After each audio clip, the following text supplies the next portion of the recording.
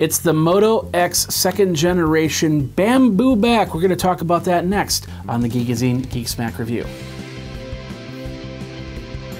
Hey everybody, Jeffrey Powers here from Geekazine. Think magazine, put in a geek, you've got Geekazine, and we're going to take a look at this phone in a second here. But first of all, I want to let you know that Geek Smack Review, everything you can find over at Geekazine.com. Once again, Think Magazine, put in a geek. You can Twitter me over at Geekazine or Geekazine@gmail.com.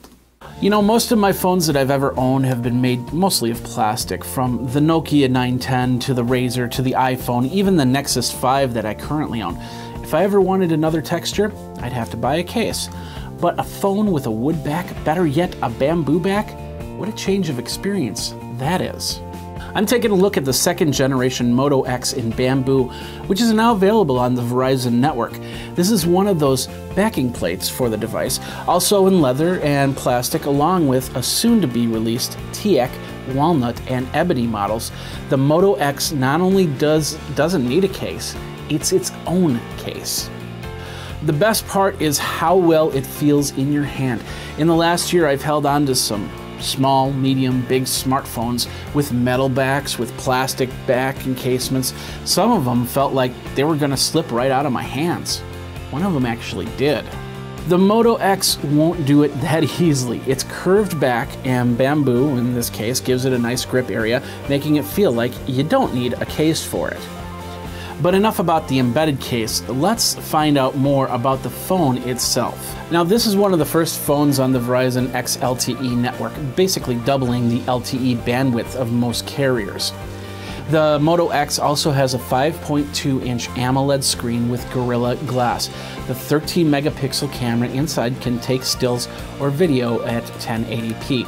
There's also a slow motion option, but it's not that 120 frame per second video that you might expect. You can get photos though at 4128 by 3096. The internal battery is 2300 milliamps. You can get about 240 hours of standby or 24 hours of regular talk time, and I've seen that actually less.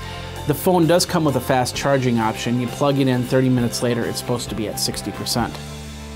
The CPU is a Qualcomm Snapdragon quad-core processor at 2.5 gigahertz, and the GPU is an Adreno 330. So now that we know all the details to the phone, is it worth your money and your contract? We'll find out next. So now we looked at the specs and the information of this, the Moto-X second generation with bamboo back. But the question is it worth your 2-year contract? Now, the phone is a lot better than its predecessor, which only took 720p video. An easy-to-hold device that does what you expect a smartphone to do nowadays. Whether playing Candy Crush or working on emails or other documents, you can get a lot done here. Reception and quality of a call scores pretty high. The button schematic allows for a lefty or even a righty to use the buttons without issue. Speakers are in the front and also work as expected. You can hear a lot better when it's facing you too. The camera is actually the disappointment of this whole thing. Yeah, you can take some nice pictures in outdoor settings. Indoor lighting is a little bit trickier. You can also shake to initiate the camera, but I try not to violently shake my electronics too much to get them to work. The video is 30 frames per second. The slow motion feature doesn't record at 120 frames per second. Instead, it uses some sort of stretching process, which ultimately makes the video look kind of choppy. It's not a feature to get this phone for. Oh, by the way, there is a video Easter egg called Windy Day, where a mouse chases a hat. It's fun to watch because it uses the accelerometer and gyroscope, so you can move around the scene as you watch the scene play out. However, it shows up when you want to take a picture, which I guess, yeah, well, it actually did get in the way of actually taking the picture, which is what I wanted to do. One other feature I want to talk about is the sensors on the face. Now, if you wave your hand over it, it will actually show the lock screen. I'm personally not a big fan of this option. I'd rather just push a button to find out if there's any calls or texts on the phone. I've seen the screen pop up simply by a flicker of light in the middle of the night. The Moto-X Bamboo is available for about $99 on a 2-year contract through Verizon. In all, if you're looking for a phone to run apps and answer calls the Moto-X second generation is worlds above its predecessor. As for photos and battery time, it's not the most powerful thing out there, but it will get the job done.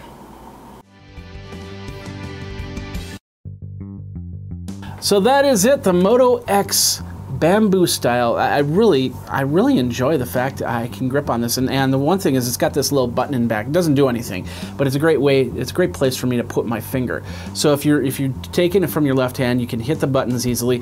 If you're using it on your right hand, you can also use the buttons easily. And this little bug in the middle just acts as a placement, so you can get your pictures. You don't get your finger in the way of the camera or anything like that, and go from there. So what do you think? Do you have the Moto-X Bamboo, the second generation? Do you have the first generation Moto-X, which we reviewed about 8 months ago? Let me know what you think of this phone, what you like, what you don't like about the features, and we'll go from there. We've got a lot of other phones that we're going to be reviewing over the next few weeks, so check it all out over at Geekazine. Think Magazine, put in a geek. You can Twitter me over at Geekazine, of course, geekazine@gmail.com. Thanks a lot for watching. You guys geek out, and we'll see you next time. Take care.